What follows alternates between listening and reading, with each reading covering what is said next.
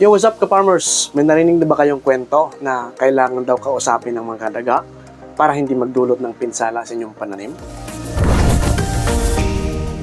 O kaya naman, bawal daw banggitin ang salitang daga kasi baka sila'y magtampo at mas lalo pang magdudulot ng problema. Well, tutulungan namin kayo kung paano kontrolin ang mga daga sa inyong farm gamit ang scientific na paraan. Ka-farmers, Farmer's Choice Agri para sa tamang solusyon. Hindi pang superstition, kundi proven at effective. Tara na sa Farmer's Choice Agri. Kung saan matutulungan namin kayo sa mga agricultural problems na may konkretong solusyon. Ka-farmers, naintindihan ko na may mga paniniwala na hindi basta-basta matanggal.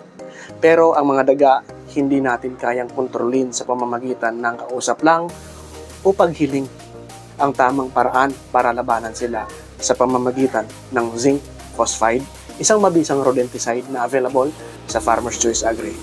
Pwede kayong gumamit ng zinc phosphide sa mga lugar na madalas dinadaanan ng daga para siguradong maiwasan ang mga damage sa inyong mga crops.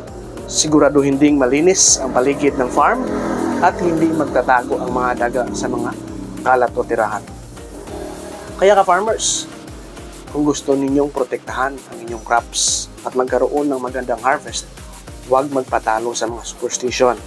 Pumunta dito sa Farmer's Choice Agri at bibigyan namin kayo ng tamang produkto at gabay para kontrolin ng maayos at walang takot. Huwag kalimutan, basta ani at kita, good choice starts here.